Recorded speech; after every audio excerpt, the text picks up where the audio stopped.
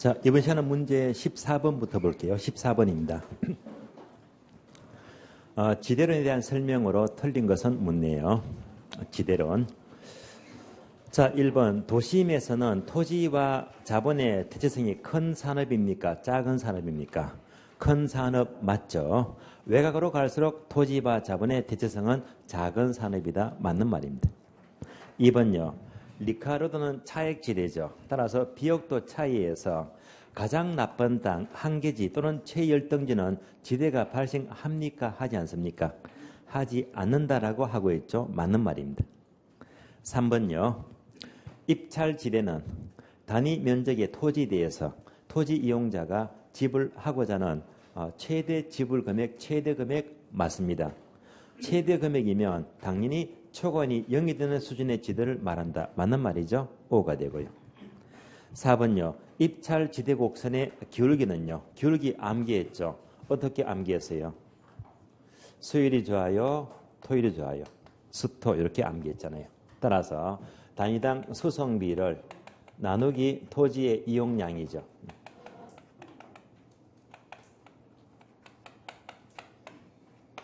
따라서 수토 이렇게 암기가 되었어요. 그러면 지문 볼까요? 기울기는 토지 이용량을 단위당 한 개 수송비로 나눈 값이다. 앞뒤가 바뀌었네요. 따라서 단위당 한 개 수송비를 토지 이용량으로 나눈 값이다. 기출문장이죠. 앞뒤가 바뀌었습니다. 정답 4번 틀렸고요. 5번요. 틴에는 매상고와 생산비가 일정하다면 지대에는 수송비, 전략분이 지대가 된다고 했죠. 따라서 지대는 수송비와 반비례 관계이다. 맞는 말입니다. 정답 4번 틀렸습니다. 15번요. 탄력성 묻는 문제가 돼요. 어떤 재화의 가격이 10% 하락할 때 수요가 20% 증가했다면 다음 중 가장 옳은 것은 무엇입니다? 자, 그러면 가격 탄력성이 있죠.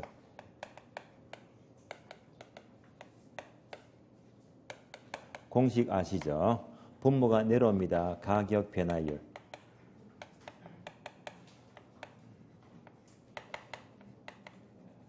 그리고 수요량의 변화율입니다.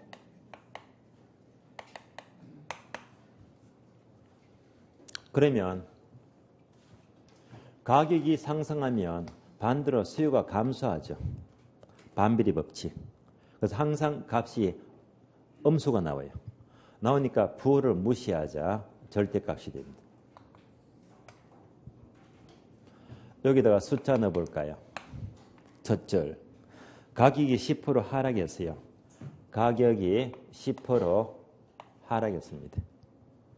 그러니까 수요가 20% 증가했대요. 수요가 20% 증가했대요. 절대값이죠. 그러면 탄력성 값이 얼마 나옵니까? 2가 나와요. 탄력적이에요? 비탄력적이에요? 탄력적이죠. 자, 그러니까 2가 나왔다. 탄력적이잖아요. 여기에 맞는 지문을 찾아봐라. 옳은 것. 얘만 찾아라 말입니다. 1번부터 봅니다. 이 재화는 수요가 비탄력 틀렸죠. 탄력적이죠. 틀렸습니다. 2번요. 이 재화는 정상재입니까? 아니면 3번 열등재입니까? 정답은요. 둘 다 아니죠. 왜? 지금 가격 탄력성, 가격. 정열, 정상재와 열등재는 소득 탄력성이죠. 여기서는요. 소득 제시가 전혀 없잖아요. 소득 제시가 없으면요. 소득 탄력성, 정열은 알 수가 없다. 따라서 정상재인지 열등재인지 소득 탄력성은 알 수가 없어요. 뭐 때문에? 소득 제시가 없기 때문에. 둘 다 틀렸고요. 4번요. 자, 세금란이 세금. 칠판 볼까요? 자, 수요가 탄력적이면 반대로 수요자가 세금을 적게 내는 거 아시죠? 탄력성과 조세기차가 반대로 움직이잖아요. 그래서 임차인의 세금 반대로 작게 냅니다. 이 문장이 몇 번? 4번요. 자, 세금이 임대인에게 부과되면 임차인에게 전가되는 부분은 많아진다가 아니고 적어진다. 적어진다. 틀렸습니다. 5번요. 5번은 뭘 묻는 거죠? 비상탄에 아시죠?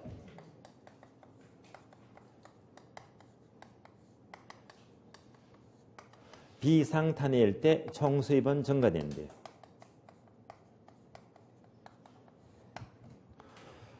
그래서 비탈이면 상승, 가격 올려, 탄해, 탄력이면 내려, 이럴 때 총 수입은 증가된대요. 그럼 지금은 탄력적이죠. 탄력적이면 탄해, 이럴 때 총 수입은 증가잖아요. 탄력적이니까 탄해, 내려야 됩니다. 그러면 5번 질문 봐요.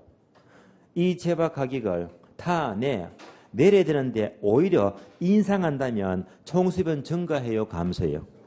감소한다. 정답 5번입니다. 정답 5번. 16번요. 수요와 공급에 관한 설명으로서 가장 옳은 것은 무엇입니다? 옳은 것은 1번 당의 부동산 가격이 하락하면 수요곡선은 우측이동 좌측이동? 아니죠. 당의 재화 가격은 뭐라고 했죠? 수요 곡선 상으로 이동하죠. 곡선 상으로 이동합니다. 틀렸습니다. 2번요. 주택이 장기 공급 곡선이 우상향한다는 것은 주택산업은 비용 증가산업이라는 것을 의미한다. 자, 설명드리자면요. 아마 이 내용 다 암기가 됐을 거예요. 정리해드렸습니다. 자, 크게 세 가지인데요.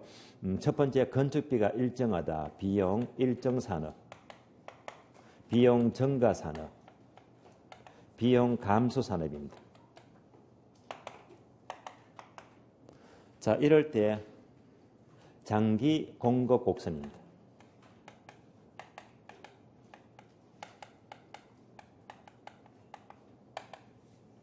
아마 기억나실 거예요. 비용이 일정하면 곡선도 일정하다. 무슨 모양? 수평선. 비용이 증가하면요. 곡선도 증가한다. 무슨 모양? 우상향. 비용이 감소하면요. 곡선도 감소한다. 무슨 모양? 우하향. 여더러 암기했잖아요. 다시 2번 질문 볼게요. 장기 공급 곡선이 이렇게 우상향한대요. 이런 사람은 어떤 산업이다? 비용 증가 산업이다. 바로 정답 2번입니다. 정답 2번요. 3번요. 토지의 물리적 공급은 토지의 부동성으로 인하여 완전 수직이 된다까지 O입니까? X입니까? 틀렸죠. 수직은 무엇 때문에? 부정성이죠. 부동성 틀렸죠. 부정성 때문에 수직이 돼요.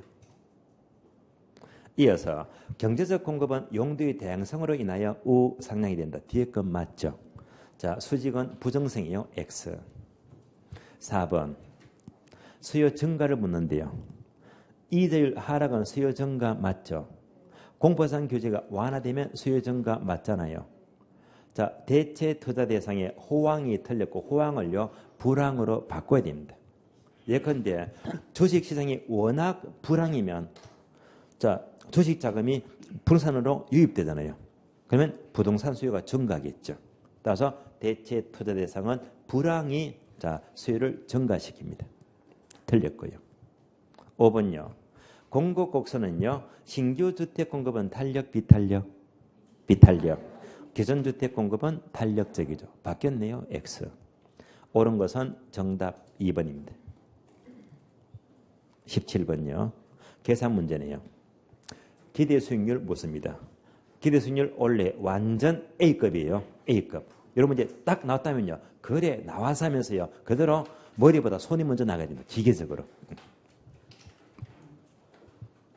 자산 비중 및 경제 상황의 예상 수익률이 다음과 같을 때 전체 자산의 기대 수익률 구하시오. 단, 호황은 40%, 불황은 60%입니다. 그러면 자 표가 이렇게 나와요.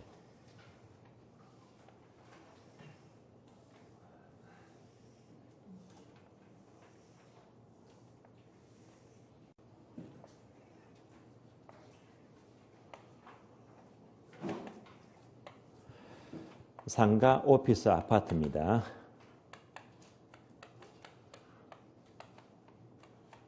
다음에 자산 비중이 나오고요.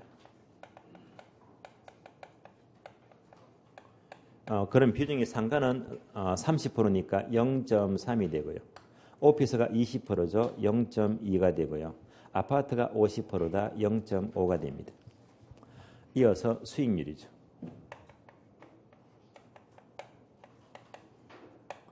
호황과 불황입니다.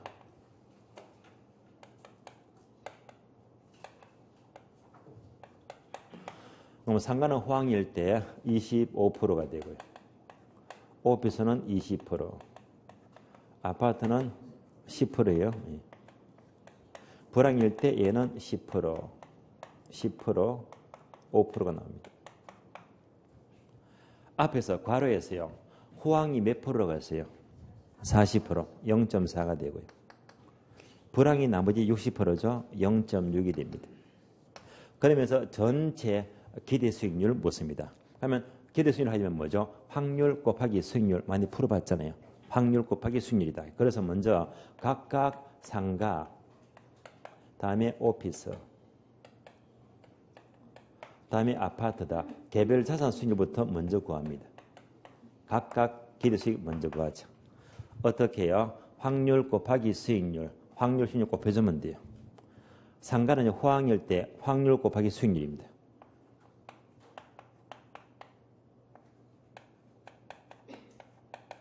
불황일 때 확률 수익률 곱해주면 돼요.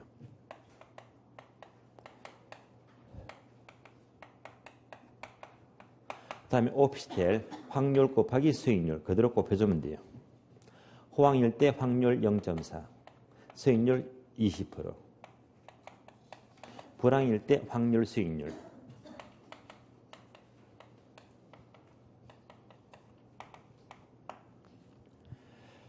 다음에 아파트 확률 수익률 곱해주면 돼요.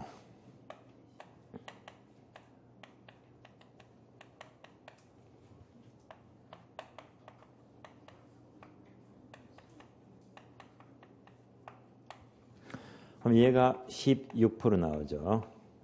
얘는 14% 나오고요. 얘는 7% 나옵니다. 그럼 다시 비중은요. 30%, 20%, 50%잖아요. 얘가 가중평균치 30%, 얘는 20%, 얘는 50%다. 이걸 전부 합한 것이 바로 가중평균의 합이 됩니다. 그러면요. 계산되죠. 4.8%, 2.8%죠. 얘는 반이니까 3.5%고요. 전체 가중평균의 합이 얼마가 된다? 11.1% 나와요. 정답 전체 자산의 기대 수익률 11.1%. 정답 1번입니다. 17번 문제는 최근에요. 계속 표가 꼭 이렇게 나가 숫자만 싹 바꿔서 계속 나왔거든요. 그래서 가장 에페 문제예요. 그래서 올해도 나왔다. 이런 스타일이니까요. 나오면요. 생각 없이 손이 먼저 탁 나가야 됩니다. 아주 반사적으로. 쭉쭉 풀어야 됩니다. 그래서 꼭 득점하시고요. 다음에 18번요. 역시 계산 문제네요. 그러면 끝에 보니까 뭘 묻죠? 매년 얼마씩 원리금을 상환하여야 하느냐. 원리금 상환액을 묻죠. 그러면 원리금 상환액 하게 되면 자 원리금 상환액 구할 때 어떤 계수를 쓰죠? 저당상수. 따라서 대출금 곱하기 저당상수 하면 되는 거예요.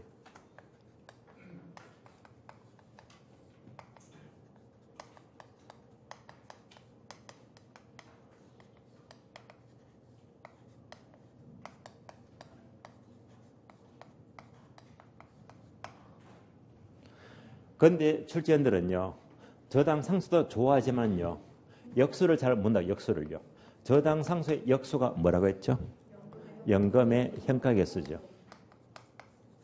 역수니까 부호는 어떻게 된다? 나누기.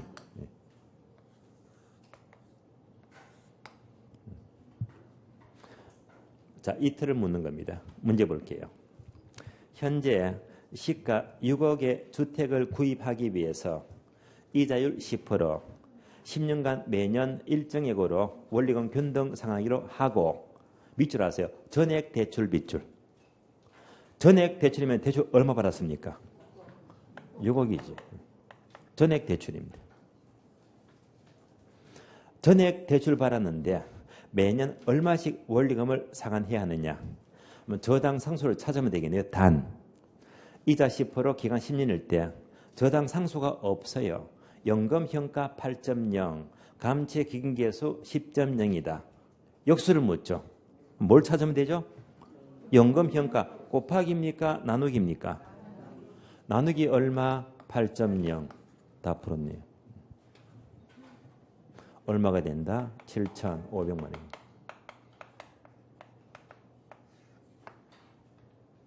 정답 1번요.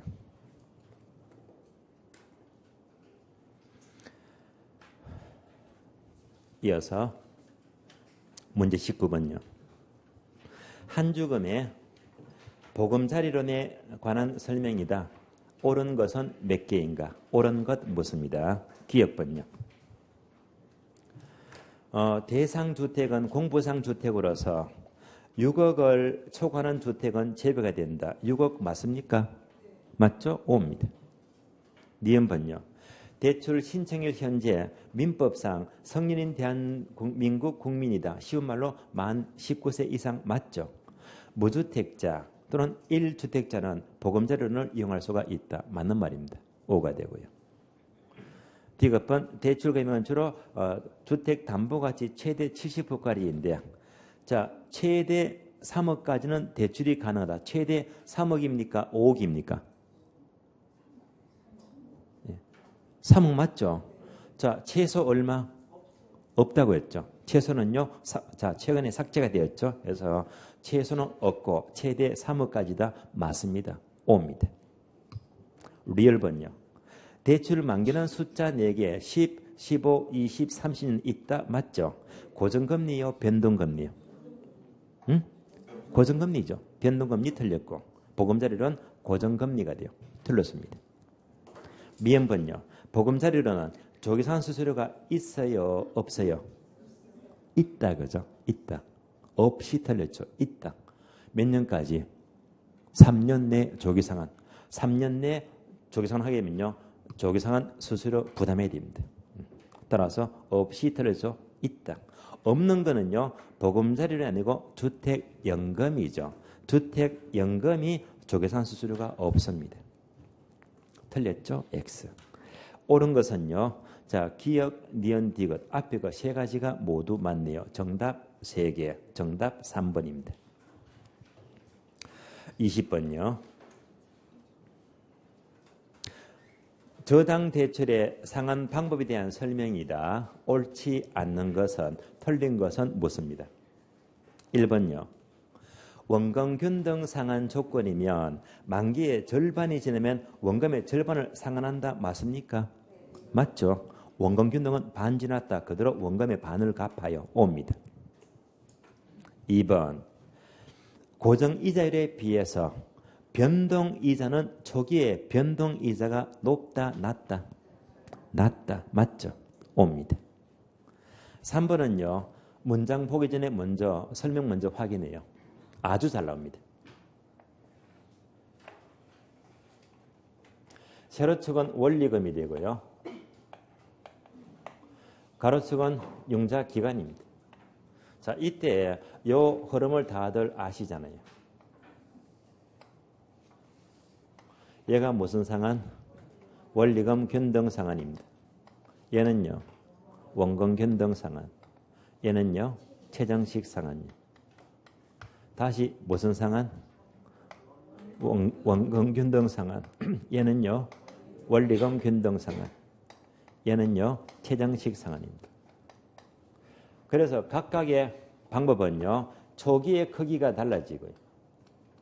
후기에도 원리금 크기가 달라집니다. 자, 초기에 원리금 가장 큰 게 1등 원금 변동, 2등 원리금 변동, 가장 작은 것은 최정식 상환. 그래서 요 순서. 이어서 후기에 원리금 가장 큰 게 최정식 상환, 두 번째가 원리금 변동, 가장 작은 것은 원금 변동입니다. 그럼 지금 이 순서가 무슨 순서죠? 원리금 큰 순서죠. 원리금. 그래서 이 지금 순서가요 뭐죠? 원리금 큰 순서를 말하는데 뿐만 아니고 한 개 더 추가합니다. 뭐? 대출 잔액입니다. 반복합니다. 원리금 뿐만 아니고 대출 잔액이 큰 순서도 똑같이 뭐 1등, 2등, 3등 후기예요. 잔액이 가장 큰 거 최정식 상한, 잔액이 가장 작은 거 뭐 원금 균등 상한입니다. 요거 묻는 지문이 몇 번? 3번입니다. 따라서 3번 첫해 월 불이백 납부 후에 만기 이전에 중도 상환할 경우에 미상한 대출 잔액이 가장 적은 것은 원리금 균등이 아니고 뭐 원금 균등. 정답 3번 틀렸습니다. 4번요. 원리금 균등 상환 방식은 기간이 경과할수록 원금 상환은 증가한다. 맞죠? 기간이 경과할수록 이자는 감소한다. 맞습니다. 5번요. 가격 수준 조정 저당은 매년 저당선을 구하기 위해서는 인플레가 없다고 했을 때 실질 이자를 적용해요. 명목 이자를 적용해요. 실질 이자를 적용한다. 맞는 말이죠. O입니다. 정답 3번 틀렸습니다. 21번요. 정부가 임대 건물에 대하여 재산세를 부과했습니다. 다른 조건이 동일했을 때 주택시장에 나타난 현상에 대한 설명 중에서 틀린 것은 자 조세 귀착을 묻죠. 먼저 1번요. 세금의 효과인데요. 재산세를 부과하면 주택가치는 상승해요? 하락해요? 주택가격 상승 맞죠? 자 소비량은 수요죠. 수요 증가 감소? 감소. 생산량 공급 증가 감소? 감소. 따라서 세금을 부과하면 수요 공급, 소비량, 생산량 둘 다 모두 감소 맞습니다. 2번요. 임대주택에 대하여 수요가 탄력성이 작대요. 수요 탄력성이 작으면 반대로 수요자가 세금 많이 내겠죠. 수요자가 많이 내면요. 상대적으로 공급자가 적게 냅니다. 공급자가 적게 내요. 두 번째 줄. 공급이 탄력성이 크면요. 반대로 공급자가 세금 작게 내죠. 그러니까 둘 다 공급자가 세금을 작게 내요. 따라서 임대인이 공급자가 조세 부담은 상대적으로 적다. 맞습니다. 5가 되고요. 3번요.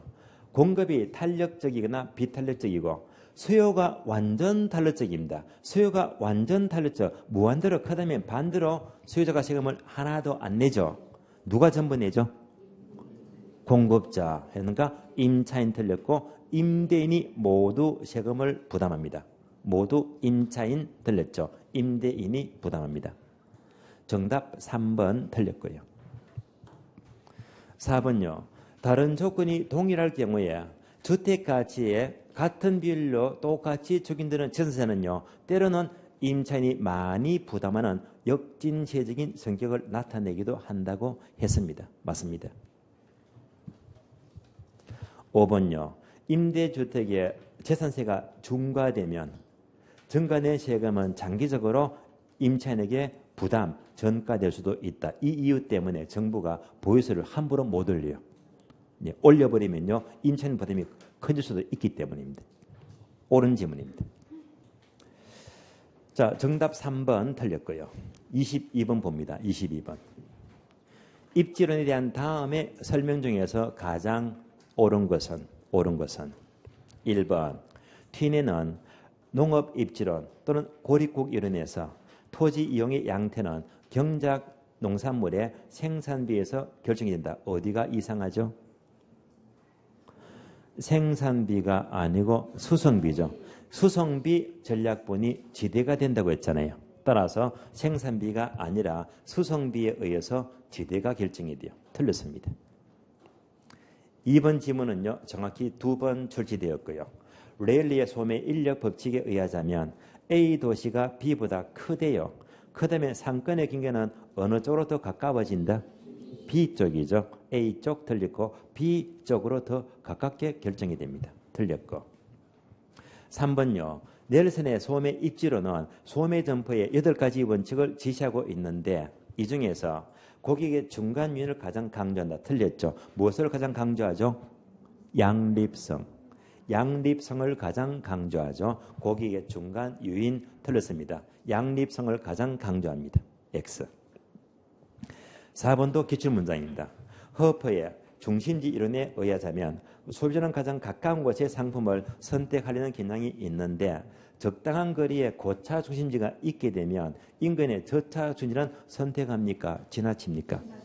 지나칠 가능성이 커지겠죠. 선택 틀렸습니다. 지나칠 가능성이 커지는 거예요.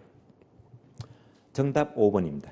크리스탈러의 중심지론에 따르자면 중심지의 성립 조건은 최소 요구치가 요구 동그라미 요구는 언제나 커야 돼요? 작아야 돼요? 작아야 되겠죠. 따라서 제바의 돌아범위 내에 있어야 한다. 맞습니다. 정답 5번입니다. 이어서 문제 23번요. 그래프가 나오고 보기 지문이 나와요. 자, 그래프를 연결합니다. 다음에 그래프는 아파트 시장의 수요곡선이다. 아파트 시장 밑줄. 그 재화가 아파트라는 말입니다. 그 재화가 아파트가 돼요. 보기에서 네 가지 상황이 발생했을 때 균형점 E로부터 이동 방향을 올바르게 연결한 것 묻습니다. 그러면서 그래프가 이렇게 나와요.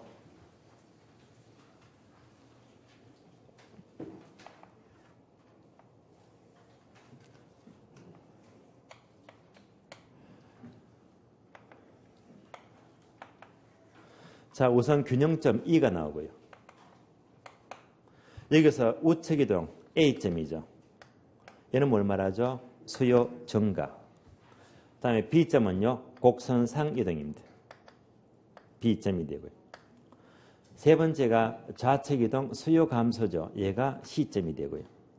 다음에 얘는요, 곡선상 이동이다. D점입니다. 그래서 네 가지입니다. 그래서 우측 이동, 좌측 이동은요, 수요의 변화가 되고, 그래서 이 두 가지는요, 곡선상 이동이니까 수요량이 변화가 돼요. 그러면서 이제 보기 박스 네 가지를요, 전부 다, 점을 다 찾아봐야 됩니다. 자, 네 가지입니다. 기역번, 니은번, 디귿번, 리얼번이에요. 기역번부터 봅니다. 자, 보완관계, 보완제가 나왔죠. 보완제는 비례, 반비례? 반비례죠. 보완제 가격이 하락하면 수요가 증가해요, 감소해요? 증가하죠. 증가하면 수요가 증가하면 뭐? A점. 수요 증가입니다. 니은번요. LTV와 DTA가 비율이 축소가 되면 수요 증가입니까? 감소입니까? 감소죠. 감소는 뭐? C점. 디귿번요. 아파트 가격이 상승했대요. 얘는 무슨 변화? 곡선 상이동이죠. 아파트 가격 상승. 거제와 가격 상승입니다. 그럼 이렇게 보면 되겠네요. 아파트 가격 상승. 거제와 가격이 이만큼 상승하면요. 그것만큼 수요량이 이만큼 줄어들죠. 무슨 점? D점입니다.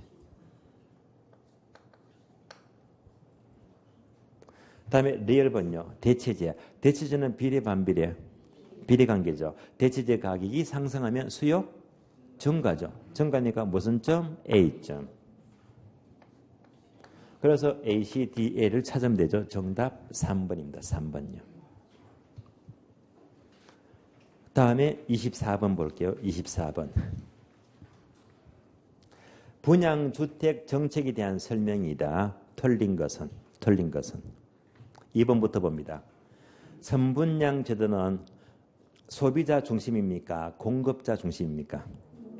선분양은 공급자가 훨씬 유리하죠. 선분양은요, 모델 하우스 지어놓고 계약금 준다고 미리 자금을 다 쉽게 조달하니까 공급자에게 절대적으로 유리합니다. 따라서 틀렸죠. 선분양은 공급자 중심의 제도가 돼요. 후분양은 수요자가 유리하죠. 따라서 후분양은 공급자가 아니고 수요자 중심의 분양 제도가 돼요. 2번이 바로 틀렸죠. 1번 올라갑니다. 후분양 제도는 그것만큼 투기는 억제가 될 수 있습니다. 그러나 아파트 다 지은 다음에 분양하게 되면요, 소비자는 목돈을 마련해야 됩니다. 목돈 부담이 크죠. 맞는 말이고요. 자, 3번, 4번, 5번은요, 분양가 상한제를 묻습니다. 분양가 상한제도요. 자, 이 그림 똑같이 떠올리자. 분양가 상한제도 이 그림이 되는데 시장 원리가 있다면 자 분양가가 시장 원리가 너무 비싸기 때문에 최고로 이만큼만 받아 이렇게 분양가 상한제 규제를 합니다. 그러면 건설에서는요. 이만큼 손해를 봐요. 손해보니까 공급은 부족합니다. 공급 부족. 분양가가 싸죠. 그러니까 수요가 이만큼 많아진다. 초과 수요가 돼요. 언제나 공급 부족, 초과 수요입니다. 이것만 떠올리시면서 지문 봅니다. 3번요. 분양가 상한제는 공급이 부족하죠. 따라서 주택업체는요. 생산성 저하, 공급 부족 맞는 말입니다. 4번요. 분양가 상한제는 실수요를 진정시키고 대신에 투기 수요, 가수요 중심의 시장이 이루어진다. 맞는 말이고요. 5번. 분양가 상한제는 주택의 과소비를 부추긴다. 맞는 말이죠. 왜? 분양가 싸니까 무조건 당첨받고 보자. 전부 다 덤벼듭니다. 그래서 과소비를 부추기면서 그것만큼 저수로청은 공급이 부족하죠. 주택난은 갈수록 심화를 초래한다. 맞는 말입니다. 2번 틀렸고요. 25번요. 임대료 보조금 정책에 대한 설명이다. 옳지 않는 것, 틀린 것은 묻습니다. 1번요. 소비자 보조 중에서 가격 보조에 비해서 가격 보조가 집세 보조입니까? 현금 보조입니까? 가격 보조가 집세 보조죠. 에 비해서 소득 보조가 현금 보조죠. 따라서 소득 보조가 소비자 효용 측면에서 유리하다. 맞죠? 옵니다. 2번요. 보조금 지급은 장기적으로 공급을 증가시킨다. 장기 동그라미. 공급 증가 밑줄 가장 큰 특징이죠. 항상 임대료 보조는요. 장기는 어떤 경우든지 공급은 증가됩니다. 공급이 증가되는 만큼 초과인이 소멸됨으로써 임차인은 그만큼 혜택을 누리게 된다. 맞는 말입니다. 3번요. 정부에서 저수로청에게 지급하는 임대료 보조금을 오로지 주택의 구입에만 사용하도록 하게 되면 일반적으로 저수로청은 다른 지역의 소비량은 보조금 지급 전보다 늘어납니까? 줄어듭니까? 당연히 늘어나죠. 옵니다. 4번요. 공급자에게 보조금을 지급하는 방식은 임차인에게 보조금 지급 방식보다 일반적으로 주거 선택의 자유가 보장된다.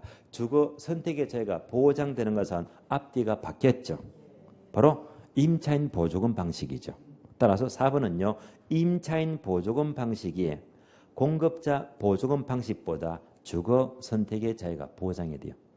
바뀐 지문이죠. 틀렸습니다. 정답 4번 틀렸고요.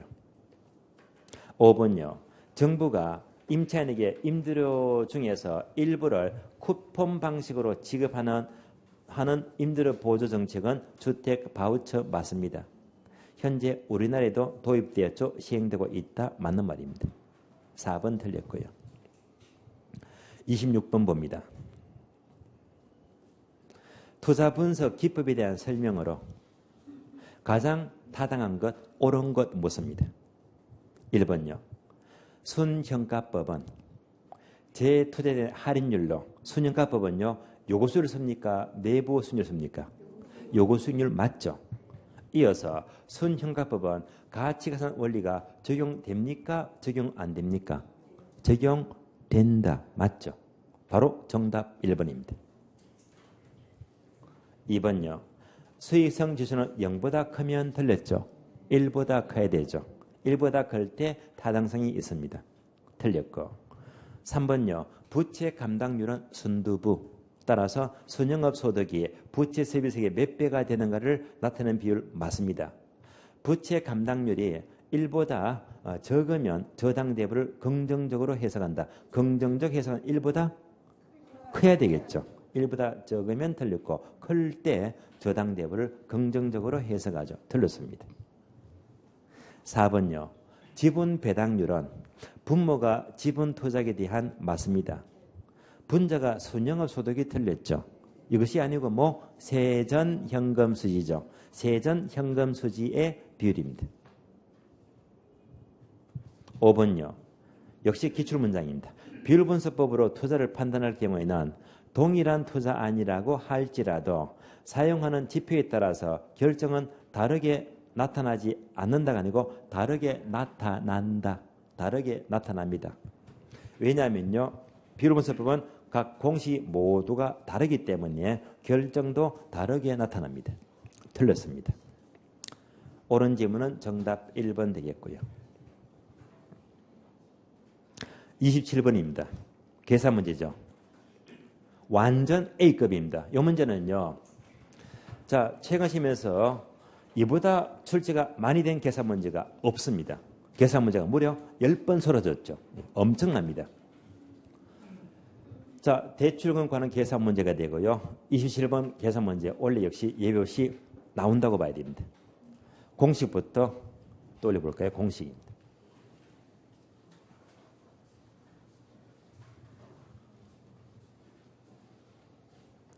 자, 첫 번째 LTV예요. 두 번째 DTI가 나오고요. 세 번째가 부채 감당률입니다.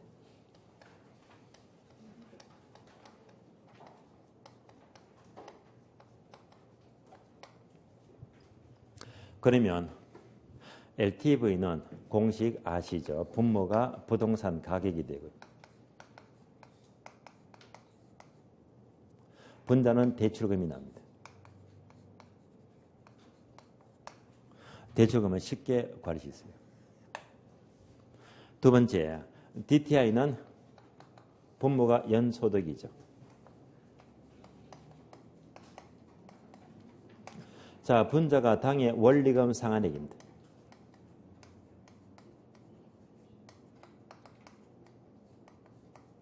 추가로 다른 은행에 기존 부채가 있냐 없냐 그래서 기존 부채에 따져보고요.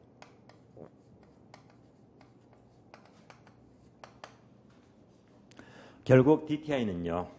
연소득 대비 다른 은행에 부채가 없다면요. 원리금 상환액 구하는 거예요. 원리금 상환액 구했다면 계산 한 번 더 하는 거 아시죠? 양조 딤플 마시자, 윈저 마시자, 윈저 마시자.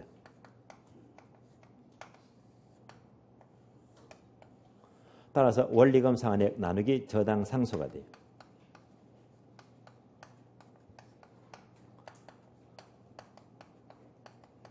여기까지 계산하면 바로 대출금이 나옵니다.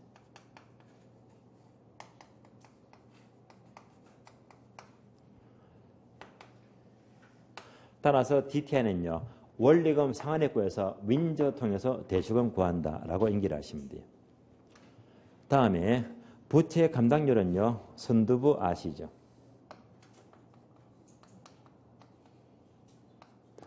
그래서 순영업소득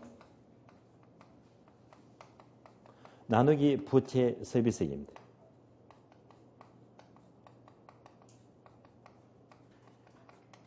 얘가 바로 원리금 상하니까 똑같은 말이잖아요.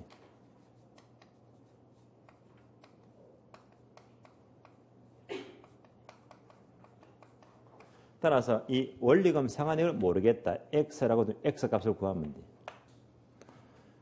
따라서 원리금 상환액 구했다면 똑같이 그대로 윈저하면 돼요. 윈저하면 그대로 대출금이 납니다. 요거 묻는 문제가 지금 본 계산 문제가 돼요. 그러면 27번이죠. 보기 박스 지문 보면서 지금 27번 문제가 1번, 2번을 걸어서 묻습니까? 아니면 1번, 3번을 걸어서 물어요? 1번, 2번이죠. 이제 얘는 이제 무시하고요. 1번, 2번에다가 그대로 숫자만 넣어주면 무조건 정답이 나와요. 지금부터 그대로 숫자 넣습니다. 27번. 주택담보대출을 희망하는 A의 주택 시장가치가 4억이 나왔죠. 주택가격 4억 나왔습니다. 연소득이 5천만입니다. 연소득이 5천만입니다. 이때 A가 추가적으로 받을 수 있는 최대 대출 가능액 뭘 묻죠? 추가 대출 금액입니다.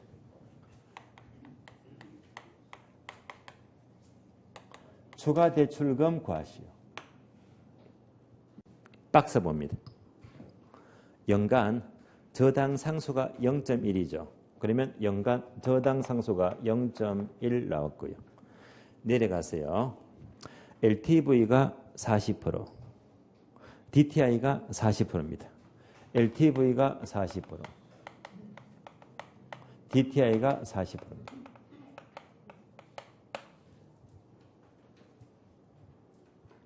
마지막으로 기존 대출 5천만 원입니다. 이미 이 주택에서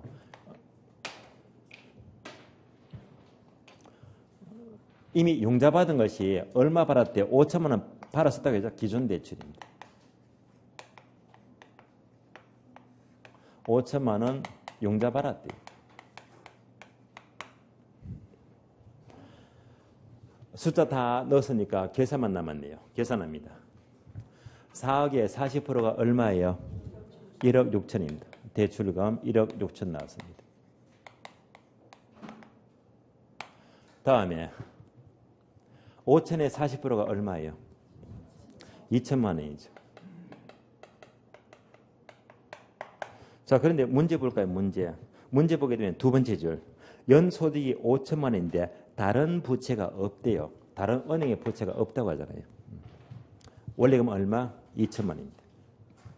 그래서 원래금이 2천 나왔잖아요. 나누기 0.1을 되면 대출금 얼마? 2억입니다. 은행은 2억 빌려줘요? 1억 6천 빌려줘요? 1억 6천 빌려주죠. 그래서 대출금은 1억 6천입니다.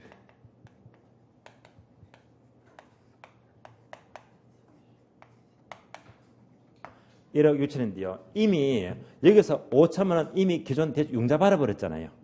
요거 빼니까 추가 대출 얼마? 1억 1천입니다. 따라서 추가 대출은요, 정답 2번이죠. 1억 1천. 여기까지 보시면 돼요. 자, 27번까지 봤고요. 쉬었다가 다음 시간은요, 28번부터 보도록 하겠습니다. 쉬겠습니다.